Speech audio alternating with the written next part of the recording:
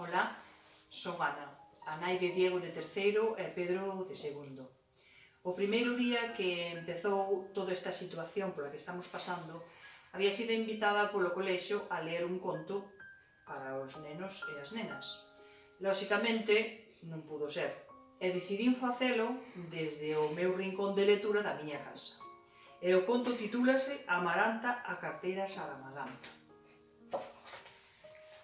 Chegou Amaranta a carteira saramaganta con novas para todos. Comezou polo Carballo de Santa Margarida en Pontevedra, onde estaba o Sapoconcho Sarmiento. Moitas gracias, Amaranta. É unha carta do Limpafontes Roberto, que lle envía un debuxo da viaxe por Galiza feita por el hai xa moito tempo. De alí foi a vella sobreira de San Miguel de Siador, onde vivía a Píntega Salete. Moitas grazas, Amaranta. É unha carta dende Bos Aires de Luís, a víbora de Seoane, na que lle di que cando estea na Galiza vaille facer un retrato de esguello, de estilo vanguardista, xa que é un grande artista. Mais tarde fui ao Piñeiro en Ponteceso, onde vivía a miñoca Pondal. Moitas gracias, Amaranta. É unha postal de Gaspar, a cobra de colar.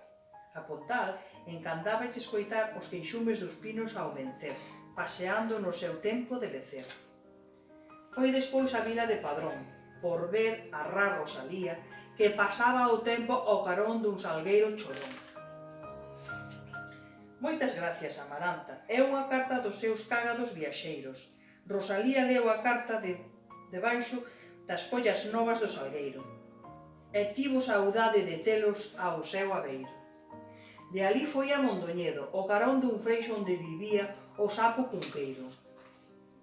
Moitas gracias, Amaranta. É unha carta da Ra de Santo Antón. O sapo cunqueiro era moi larpeiro, e como a xente de aquí e da colá era moi festeiro. Estaba sempre cos outros feirantes, comendo tortas fascinantes. Despois foi a Ourense, onde ao lado dun gran castiñeiro vivía Eduardo, o caracol branco. Moitas gracias, Amaranta. É unha carta da víbora fociñuda Tobío, na que lle conta que andaba aos biosbardos a cotío. E un día despistouse e chof, caeu no río. De alí foi a Rianxo, onde vivía preto dun ameneiro, Castelao, o lagarto Arnao. Moitas gracias, Amaranta. É unha carta da lagarta de ollada fixa. Castelao sempre estaba facendo cousas, escribía, debuxaba e facía caricaturas de todas as criaturas. De alí foise ao Pazo de Trasalba, onde ao lado dun pinsapo vivía Pedrallo, o sapoconcho riscado. Moitas gracias, Amaranta.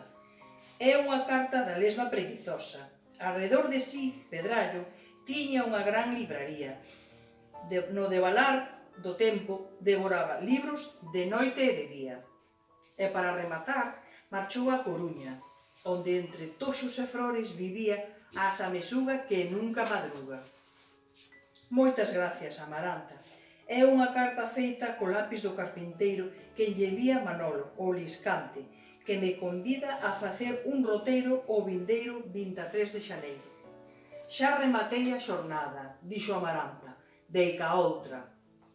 Saúdos!